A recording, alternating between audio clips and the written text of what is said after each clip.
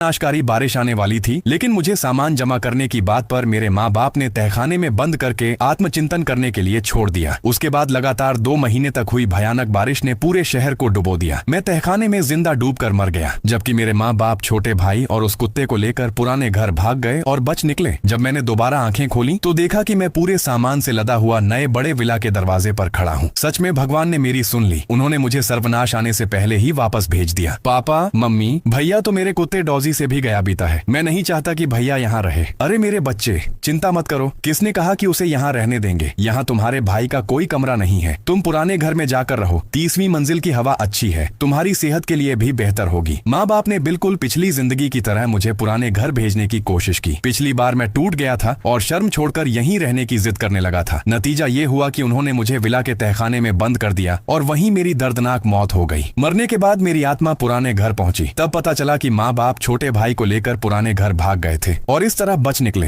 पापा, मम्मी, बहुत अच्छा हुआ। अब वह आंखों में चुभने वाला बड़ा भाई नहीं रहेगा। अब आप दोनों सिर्फ मुझसे ही प्यार करेंगे। चिंता मत करो यांग, वह रहे या न रहे, हम सिर्फ तुमसे ही प्यार करते हैं। इस बार पुनर्जन्म लेकर लौटा हूँ। मैं ढेर सारा खाना और जरूरी सामान जमा करूंगा और तुम सबको बर्बाद होते हुए देखूंगा। ठीक है, मैं अभी पुराने घर चला जाता हूँ। माँ, पापा, छोटे भाई और प्यारे कुत्ते, आप सब नए विला में खुशी खुशी रहिए और सुख से जीवन बिताइए। माँ बाप और छोटा भाई बिना एक बार भी मुझे रोकने की कोशिश किए मुड़कर चले गए। सच में गुस्सा आता है। इतना धीरे धीरे चल रहे हैं कि हमें इस गर्मी में बाहर खड़ा रहना पड़ रहा है। मैंने जेब में रखी पुराने घर की चाबी को कसकर पकड़ लिया। सब लोग जल्दी में सिर्फ छोटे भाई और कुत्ते को साथ ले गए, लेकिन पुराने घर की चाबी सिर्फ मेरे पास रह गई। और आज रात एक जबरदस्त बिजली का धमाका होगा जो पूरे नए विला को तबाह कर देगा। मेरा 30वीं मंजिल वाला पुराना घर ही सबसे सुरक्षित जगह है। अब मुझे जितना हो सके उतना सामान जमा करना होगा। पिछली जिंदगी में तहखाने में बंद रहने के दौरान मैं भूख से पेड़ की छाल तक चबाने लगा था और प्यास लगने पर गंदा पानी पीना पड़ा था। उस दर्दनाक अनुभव को मैं दोबारा कभी नहीं झेलूंगा। मन में फैसला करके मैं तुरंत कॉलोनी के पास वाले सुपरमार्केट पहुंच गया। अफसोस, मेरे पास ज्यादा पैसे नहीं थे। सिर्फ 300 युआन जेब खर्च के रूप में मैंने चोरी छिपे बचाकर रखे थे। इतने पैसों में तो बस कुछ डिब्बे इंस्टेंट नूडल्स ही आते। अगर सच में बारिश 2 महीने चली तो इतनी चीजों से मैं जिंदा नहीं बच पाता। इसी चिंता में था कि माँ का फोन आ गया। चेंग फेंग, तुम्हारे छोटे भाई ने कहा है कि ड्राइंग रूम बहुत गर्म है। अभी तुरंत जाकर एक एयर कंडीशनर खरीदो। अगर आधे घंटे के अंदर तुम्हारा छोटा भाई ठंडी हवा नहीं ले पाया तो मैं तुम्हारी हड्डियां तोड़ दूंगी। मैंने संदेश देखा, पैसे आ चुके थे। ठीक है मम्मी, अभी जाकर छोटे भाई के लिए एयर कंडीशनर खरीदता हूँ। पैसे मिलते ही मैं बिना किसी झिझक के सुपरमार्केट के काउंटर पर गया और पूरे 30,300 युआन का शॉपिंग कार्ट बनवा लिया। सबसे पहले 3 बड़ी कुल्हाड़ियां, कुछ चाकू और ठंड से बचाने वाले बिजली के उपकरण खरीदे ताकि जरूरत पड़ने पर आत्मरक्षा भी की जा सके। भारी बारिश के दौरान पानी और बिजली दोनों बंद हो जाएंगे, इसलिए सबसे पहले ऐसी चीजें लेनी थी जिन्हें लंबे समय तक रखा जा सके और बिना पकाए खाया जा सके। मैंने 6 डिब्बे इंस्टेंट नूडल्स, 8 डिब्बे compressed biscuit, 10 packet beef jerky और 200 पैकेट तैयार खाने वाले भोजन खरीदे। इसके अलावा स्वादिष्ट स्नैक्स भी लिए। ब्रेस्ड चिकन लेग, बत्तख का सिर, मछली के स्नैक्स वगैरह। शकरकंद, मक्का, मूली, सेब और रोजमर्रा में इस्तेमाल होने वाली तमाम दवाइयां भी खरीद ली। इस तरह पूरे दिन की भागदौड़ के बाद मैं सारा सामान पुराने घर ले आया। जब सब कुछ ठीक हो गया तभी बाहर आसमान में गरजते बादलों के साथ बिजली चमकी और तय समय पर मूसलाधार बारिश शुरू हो गई। बाहर झमाझम बरसती बारिश को देखते हुए मुझे पिछली जिंदगी में तहखाने में डूबकर मरने का दर्दनाक दृश्य याद आ गया। मैं दोनों हाथों से लोहे का दरवाजा पीटता रहा, यहाँ तक कि मेरे नाखून घिसकर खून निकलने लगा। तहखाने का पानी मेरी जांघों तक पहुंच चुका था। माँ, पानी भर गया है, मुझे बाहर निकाल दो। चुप रहो, कहीं तुम्हारी आवाज से तुम्हारा छोटा भाई डर न जाए। ये हमारा नया विला है। तुम्हारे जैसे गंदे अपशकुनी को तो बस तहखाने में ही रहना चाहिए। इतनी जोर की बारिश में पानी भरना तो बिल्कुल सामान्य बात है। आराम से भीगते रहो। विशेषज्ञों ने कहा है कि यह बारिश बहुत अजीब है, हो सकता है 2 महीने तक चले। अच्छा होगा तुम जैसे निकम्मे यहीं डूबकर मर जाओ। रात के 3-4 बजे तक पूरा तहखाना लगभग पानी से भर चुका था। मेरा पूरा शरीर भीग चुका था और पानी मेरे सीने तक आ गया था। मुझे सांस लेने में मुश्किल हो रही थी। मैं पूरी ताकत से लोहे का दरवाजा पीटते हुए बार बार मदद के लिए चिल्ला रहा था। तभी मुझे पापा की आवाज सुनाई दी। सुनो, पुराने घर की चाबी तुम्हारे पास है? जल्दी मुझे दो। हाँ, अभी देती हूँ। उस समय मैंने ज्यादा नहीं सोचा। बड़ी मुश्किल से जेब से पुराने घर की चाबी निकाली और बाहर फेंक दी। पापा ने चाबी उठाई और कहा, जल्दी छोटे बेटे को पकड़ो, हम पुराने घर चल रहे हैं। यह बारिश कुछ ठीक नहीं लग रही, कहीं सच में 2 महीने तक न चल जाए। उन्हें मुड़कर जाते देखकर मैं पानी में तड़पते हुए चिल्लाया, पापा दरवाजा खोलिए। पानी का दबाव बहुत ज्यादा है, दरवाजा बिल्कुल नहीं खुल सकता। मेरे पापा ने पीछे मुड़कर भी नहीं देखा। उन्होंने दरवाजा खोलने की कोशिश तक नहीं की। कुछ ही देर में लोहे की खिड़की भी पूरी तरह पानी में डूब गई। मैं पानी में गिर पड़ा। पानी का स्तर लगातार बढ़ता गया और आखिरकार मैं सांस नहीं ले पाया। डूब कर मरना सच में बेहद दर्दनाक होता है, लेकिन इस बार मैं पुनर्जन्म लेकर लौटा हूँ। मेरे पास भरपूर खाना है, तुम में से कोई भी इस घर में कदम नहीं रख पाएगा। इसके बाद मैंने घर की सभी खिड़कियों को पूरी तरह बंद करके मजबूत कर दिया। फिर भी मुझे तसल्ली नहीं हुई था। एक समय पानी का दबाव कम होने के कारण माँ ने 2 बड़े पानी के ड्रम खरीदे थे, जिनमें बैठकर नहाया भी जा सकता था। मैंने उन 2 बड़े ड्रमों के साथ 3 छोटे ड्रम भी दरवाजे के पीछे अड़ा दिए। अब अगर कोई चाबी से ताला भी खोल ले तब भी दरवाजा धक्का देकर नहीं खोल पाएगा। ये सब करने के बाद आखिरकार मैंने राहत की सांस ली। तभी माँ का फोन आ गया। मैंने जानबूझकर कुछ देर बाद फोन उठाया और उधर से माँ गुस्से में चिल्लाने लगी, चेंग फेंग, तू मर गया क्या? तुझे एयर कंडीशनर खरीदने भेजा था, तूने खरीदा ही नहीं। निकम्मा कहीं का, तेरा छोटा भाई गर्मी से मरने वाला है। एयर कंडीशनर कहाँ है? अब तो बारिश भी शुरू हो गई है, इस मौसम में कौन डिलीवरी करेगा? माँ भी जैसे अचानक घबरा गई थी। आखिर मैंने एयर कंडीशनर नहीं खरीदा था और पहले मैं ऐसा करने की कभी हिम्मत नहीं करता था। ये सब तो बस तुम्हारी कल्पना थी। मैंने बाहर लगातार तेज होती मूसलाधार बारिश की ओर एक नजर डाली। तू हंस किस बात पर रहा है? पागल हो गया है क्या? मैं तुझसे पूछ रही हूँ एयर कंडीशनर कहाँ है? मैंने ठंडी आवाज में कहा। जितना ज्यादा तुम चिल्लाओगी उतना ही मैं कुछ नहीं बोलूंगा। चेंग फेंग मरना चाहता है क्या? बहरे हो गया है? पापा ने फोन छीन लिया। उनकी आवाज धमकी और गुस्से से भरी हुई थी। अगर यह पहले वाली जिंदगी होती तो मेरा हाथ फोन पकड़ते पकड़ते कांपने लगता, लेकिन अब मुझे सिर्फ इस बात का डर था कि तुम लोग मुझसे पहले मर जाओगे। आप लोग चिंता मत करो, अगर छोटा भाई गर्मी से मर गया तो फिर उसे एयर कंडीशनर की जरूरत ही नहीं पड़ेगी। मैंने बेहद शांत स्वर में अपनी राय दी। उधर कुछ पल के लिए पूरी तरह सन्नाटा छा गया। लगता था पापा भी मेरी बात सुनकर स्तब्ध रह गए थे। फिर वह चीख पड़े, चेंग फेंग, तूने क्या कहा? मुझे डर था कि कहीं वे फोन न काट दें, इसलिए मैं उठकर नहाने चला गया। इस बार मैं अपनी आंखों से देखूंगा कि तुम तीनों मेरे सामने घुटनों के बल गिरकर मुझसे भीख मांगोगे। इस बार मैंने पूरे 1 घंटे तक गर्म पानी से आराम से स्नान किया। सच में कितना सुकून था। पहले अगर मैं 10 मिनट से ज्यादा नहाता तो माँ मुझे पानी बर्बाद करने के लिए डांटती थी, यहाँ तक कि गर्म पानी इस्तेमाल करने भी नहीं देती थी। नहाकर मैं पूरी तरह तरोताजा हो गया। मैंने बाहर देखा, पूरी दुनिया लगभग बारिश के पानी में डूब चुकी थी। मैंने एक डिब्बा सेल्फ हीटिंग भोजन खोला और उसके साथ चिकन लेग तथा नमकीन मछली खाकर पेट भरकर खाना खाया। तभी फोन फिर बजा। इस बार परिवार वाले ग्रुप में छोटे भाई का संदेश था। बारिश बहुत तेज है, पापा मम्मी, मुझे डर लग रहा है, क्या आप दोनों मेरे कमरे में आ सकते हैं? मेरे प्यारे बेटे डरो मत, हम अभी आते हैं। माँ तुरंत उसके पास चली गई। कुछ ही देर बाद छोटे भाई ने सोशल मीडिया पर एक तस्वीर डाली। तस्वीर में वह, माँ, पापा और उनका कुत्ता तीनों एक साथ बेडरूम में गले लगाकर सेल्फी ले रहे थे। अभी अभी नए विला में आए और इतनी तेज बारिश शुरू हो गई। थोड़ा डर तो लग रहा है, लेकिन मम्मी पापा साथ हैं, इसलिए बहुत खुश हूँ। इतना ही नहीं, उसने जानबूझकर परिवार वाले ग्रुप में मुझे टैग भी किया। भैया तुम कहाँ हो? तुम्हें डर नहीं लग रहा? सुना है तुम चाहते थे कि मैं गर्मी से मर जाऊं ताकि एयर कंडीशनर न खरीदना पड़े। क्या तुम मुझसे इतनी नफरत करते हो? मैंने उसे नजरअंदाज किया। मन ही मन सोचा, यह चिकन लेग तो सच में बहुत छोटा है। जब मैंने कोई जवाब नहीं दिया तो छोटा भाई फिर बोला, भैया मेरे साथ तो मम्मी पापा हैं, फिर भी मुझे डर लग रहा है। तुम तो पुराने घर में बिल्कुल अकेले हो, तुम्हें तो और भी ज्यादा डर लग रहा होगा, है ना? मैंने आराम से सारा कूड़ा इकट्ठा किया, उसे पैक किया और जाकर छोटे भाई के पुराने कमरे में रख दिया। फिर उसकी एक तस्वीर खींचकर परिवार वाले ग्रुप में भेज दी और लिखा कि कूड़ा छोटे भाई के कमरे में रख दिया है। छोटा भाई तुरंत गुस्से से फट पड़ा, तुम क्या कर रहे हो? मेरा कमरा कूड़ेदान बना दिया? मैंने जवाब दिया, अभी बाहर कूड़ा फेंकने का कोई तरीका नहीं है, इसलिए फिलहाल तुम्हारे कमरे में रख दिया ताकि बाहर बदबू न फैले। छोटे भाई ने तुरंत मुझे वीडियो कॉल की, लेकिन मैंने कॉल नहीं उठाई। कुछ देर बाद पापा फिर गुस्से से गरजे, चेंग फेंग मरना चाहता है क्या? तेरी हिम्मत कैसे हुई छोटे भाई के कमरे में कूड़ा डालने की? पागल कहीं का, अभी तुरंत जाकर उसका कमरा साफ कर, नहीं तो मैं तुझे जान से मार दूंगा।